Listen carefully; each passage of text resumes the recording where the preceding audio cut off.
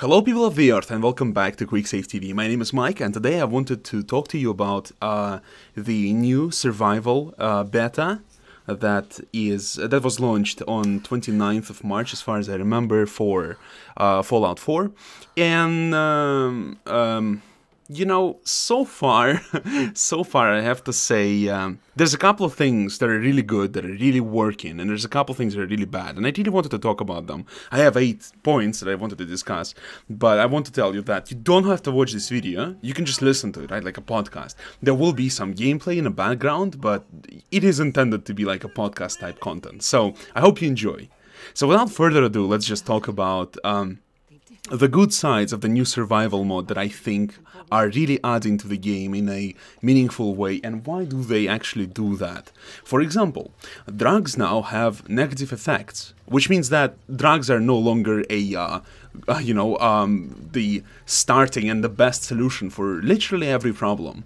Because insofar, the more I've been playing Fallout 4, the more I realize on the survival mode, right? I'm only playing on survival, you know, not the beta one, the original one that came with the game. I only play on survival because I like to have more legendary enemies and I like the game to be harder, you know, it's really fun for me. And in my experience, whenever I encounter a situation that is even remotely difficult, I pop on some drugs, right, and I easily handle it. In other words, drugs become this kind of a win button because they're not super difficult to procure, they do not have severe negative effects, and addictions to drugs are way easy to get rid of because they're not permanent. There are a whole bunch of items that you can use to cleanse yourself from drugs. We're talking about Addictol, we're talking about being able to go to the doctor. I mean, item is only one, Addictol, right? But going to the doctor allows you to easily and efficiently cleanse the drugs from your systems and just return to your base self. In other words, there are no lasting negative sides, there's no lasting punishments, and drugs are just really powerful. When we compare it to drugs in Fallout 1 or Fallout 2 where they had severe repercussions in the long-term scenario, like for instance Jet, it was the drug that you could not easily get rid of. It was super addictive, and other drugs were addictive, and in certain parts of Fallout series, even stuff like stim packs and Radaways, which you use to heal yourself and to remove the radiation from your body, respectively, were not always unaddictive as they are right now. For instance, in Brotherhood of Steel, I remember there was addiction to stim packs and I think to Radaways as well, which meant that literally any chemical substance that is called chems in the game was addictive to the player, making it, you know, a risk. You know, you're always risking, oh, I'm gonna use it, but what if I get addicted? I'm fucked, you know, because I will have a whole bunch of negative sides to my character, which I will not be able to resolve easily. But now in Survival Beta, we have the thirst coming up. Whenever you use a bunch of drugs, you immediately want to drink a ton of water, which can limit the player severely, because when you reach the highest level of thirst, the character starts losing health, which is really dangerous and can actually kill you. The second point is now there is thirst, hunger, and sleep mechanics, and they are much better than they were in Fallout New Vegas. Now I know it's, it's a little weird to compare a game that was done by Bethesda and a game that was done by Obsidian, because Obsidian had a lot of people from the original Black Isle that made Fallout 1 and 2, and I think Brotherhood of Steel. And the thing is that they just understand their game a little better. They know what they wanted to have from this game, because it was their baby. But I do not think that Bethesda has done bad by the Fallout fans. That is unfair to say. The only comparison I'm trying to make here is actually, how do they actually operate? And so in Fallout New Vegas, it was the game following Fallout 3, you had a whole bunch of, thirst, hunger, and sleep effects that you had to get rid of, otherwise you would have stat penalties, which were not super severe. The thing is that you would die when they would reach the maximum point of 1000, I think, and so you had to drink and eat and you had to sleep, otherwise you would die.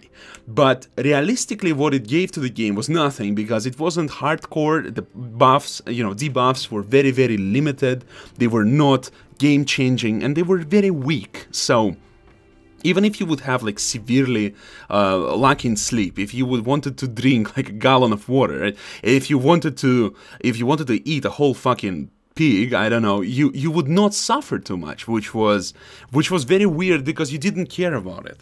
It didn't make the game harder or more exciting or more interesting, which really sucked. Now, thirst, hunger, and sleep can actually fuck you up severely because whenever you're hungry, whenever you're sleepy, whenever you're thirsty, you get massive stat debuffs. For example, when you're super thirsty, your intellect drops by -10. -10, dude! Basically rendering your ability to gain experience and hack terminals very, very restricted. And if you're super hungry, your, I think, endurance falls by -10, making your bonus HP non-existent. If you had any points leveled up in endurance, you would become a wimp when you are hungry. And when you are sleepy, your action points pool becomes very, very limited, making your ability to use VATS efficiently and effectively completely impossible. Now, these massive changes, I think, add to the game in a way that, you know, you really have to eat, you really have to drink, you really have to sleep. You cannot avoid these things, and now they actually have massive repercussions against your character, and I think it's a good thing. Now, the next thing is that you have new items and new rules. Now, the rules is kind of a twofold thing. It's good and bad, but new items, there's a whole bunch of new things. We're talking antibiotics, and you can use empty bottles now to refill them with water, be that dirty water or purified water. In terms of dirty water, it's good because you are able now to cook much more the noodle cups, which you easily can cook now because you can get an easy access to dirty water. Because in the original game, dirty water is a resource that is rarer than the pure water, which is super fucking weird, and that you can use now the facilities you have in your settlements to refill the water, which is really cool, but it needs some more work because bottles are still in the junk category and they're scattered all over the place. It's super hard to manage them. Now you have limited saving as well, which kind of contributes to this idea that the new mod is supposed to be hardcore, it's supposed to be risky, you're supposed to be taking risks, and it's very dangerous, combined with the new mechanic of adrenaline that allows you to deal more damage to the enemies whenever you score, kills in one sitting without sleeping. So every 5 kills yield you plus 5% damage. Using the adrenaline perk, which you get from the start of the game on the new survival mode, and it drops down a little bit when you sleep, and it drops down significantly if you sleep a lot.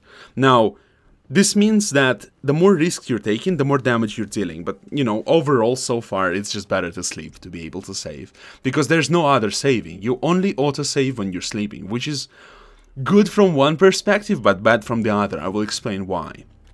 And there's more gameplay features. Basically, you have adrenaline. You have the capacity to refill bottles. That is fun. That is really, really cool. But at the same time, these new systems, they are fun because of the new needs the character has. Now you have to drink more. You have to drink, you have to eat, you have to sleep, right? And this mechanics, combined with not being able to save and being able to craft new items against new diseases and such, it's a really important factor. I haven't even brushed on the new diseases feature of the game. Now you can get sick by roaming the wasteland. You can get sick by even sleeping, for fuck's sake. And a couple of diseases are actually really, really dangerous. One of them is deadly. It will kill you if you do not treat it, which is fun. Yes, it's kind of fun, right? But these diseases are I wouldn't say super hard to deal with, because doctors are plentiful around the wasteland and you just have to reach them. But it makes antibiotics useful, a useful new item that you can also craft, and allows you to deal with them, which makes the game a little more fun, a little more engaging, a little more immersive, because now you have diseases. And now, these were all the good things, I believe, right? And the couple of bad things that I were able to, single out, and one of them is that your strategies are now significantly more limited. Now, what I mean by that is that in the original game, even on survival mode, you could get away with using every type of weapon if you were smart about it, and different types of weapons provided you with different things. Quick example: the rifles, or rifle class weaponry in the game, would allow you to utilize charged critical strikes and be able to deal massive damage critical hits, be that a sawed-off shotgun, be that a hunting rifle, be that a Gauss rifle. All these items were very powerful with critical hits, but hunting rifles and Gauss rifles and such were not particularly effective at accumulating critical hits, making the natural ally of a hunting rifle or a shotgun a pistol.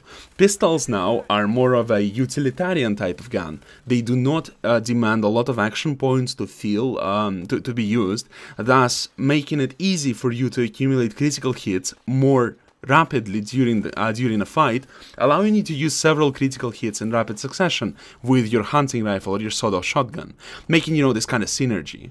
And every weapon in the game, literally every weapon in the game, melee weapons, unarmed combat, pistols, rifles, everything has good things about them, good things that are working right now. But with the new survival mode, you can't really use most of them.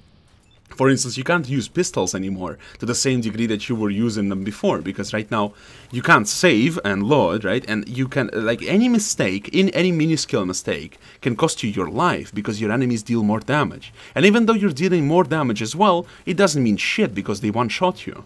Now, the ideal scenario for you is using rifles from extremely long distances so that enemies have harder time of hitting you with grenades, of hitting you with automatic rifles and shotguns.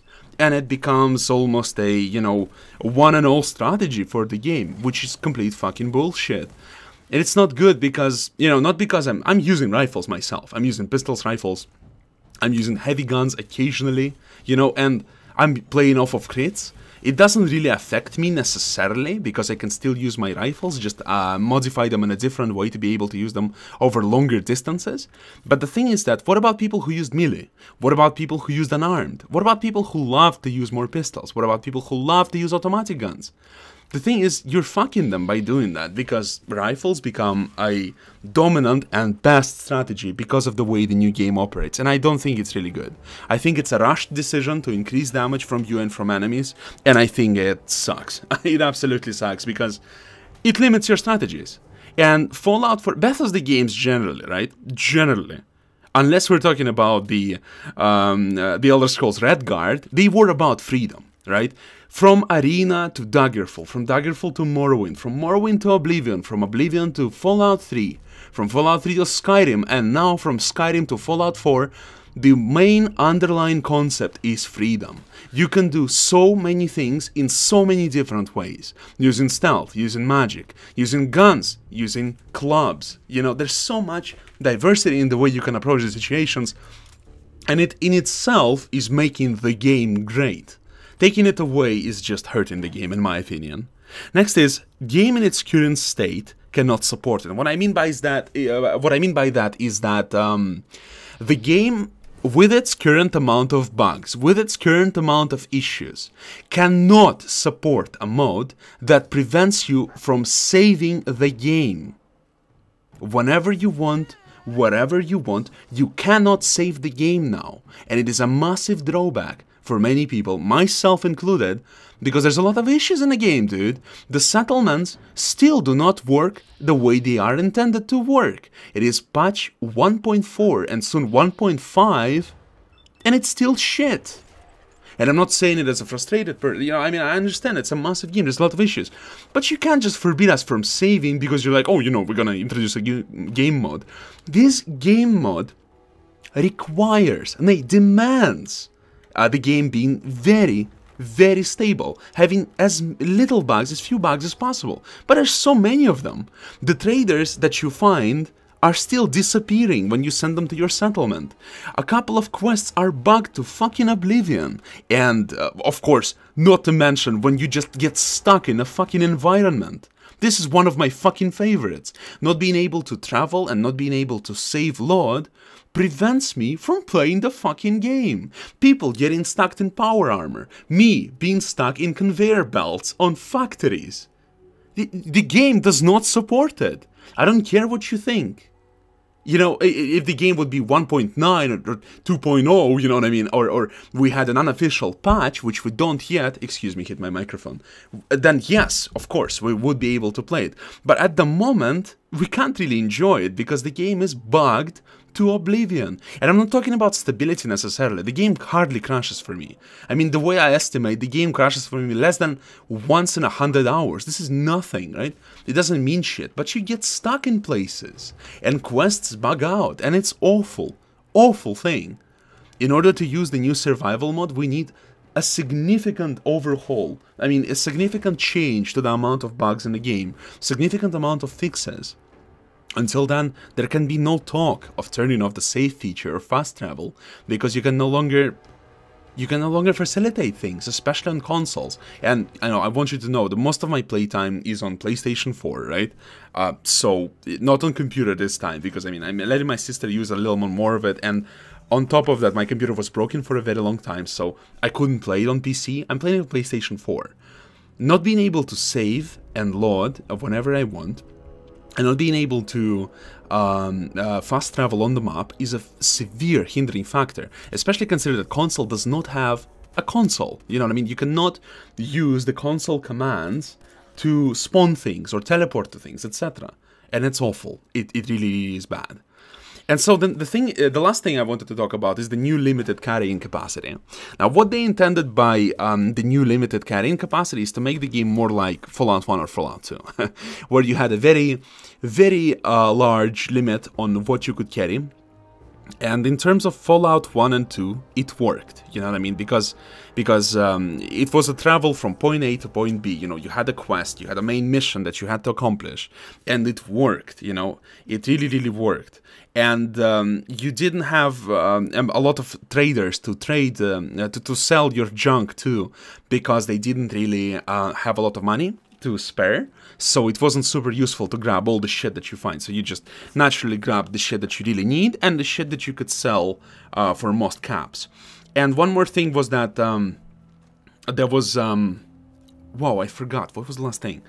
One more thing was, well, never mind, it doesn't matter. Well, the games were different, fundamentally, right? The Fallout 2 and Fallout 4 are super, super different. Things that worked in Fallout 2 cannot and will not work for Fallout 4 unless you address the other things in the game. Because limiting the carry weight doesn't really do shit for me, because I can still get everything that I wanted to by just gathering the aid items that are super expensive and just selling them for money, and later buying junk items, weapons, and apparel that I need from traders that I will establish a little bit later. In other words, it does shit for me, you know what I mean?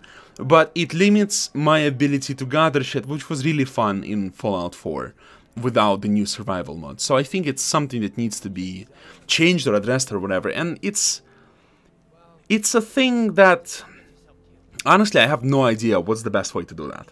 And I think they don't either. And it's good that they're experimenting, but needs to be there needs to be a little bit more work done in that department. I'm glad they're working on it, right? I'm really grateful. It's just that in its current state, I don't think it's working really well. Despite the good things that it added, despite the good new mechanics and the adrenaline system and the stress that it puts on a player, I think there needs to be more work done in that department. And, you know, without rambling more onto that, that's what I think about the new survival mode. And I would really like to hear your opinions, because, you know, maybe you figure out something, and if you figure out something cool, you should definitely go to forums and tell them about it. Because I mean, if we end up with a shitty game now, right, now that they're asking for our help and feedback on the beta forums, I think we only have ourselves to blame when the game turns out shit, right? Or we have to wait until mods fix that, which is, I mean, neither is ideal. So let's help them out a little bit and see what they come up with, because I really like both Fallout series and Fallout 4. For me, it is the best game so far, and I'm saying it as a person from the best game from the series, because I'm saying it as a person who played Fallout 1 and 2, and Fallout 3 and New Vegas, right, and a little bit of Brotherhood of Steel, the tactical turn-based strategy, and I really like it, of what they did with the game. But this is a story for another time, isn't it? I thank you so much for watching and listening. Preferably you were only listening, because it's 20 minutes of me babbling about shit. And I'll see you next time. Bye-bye.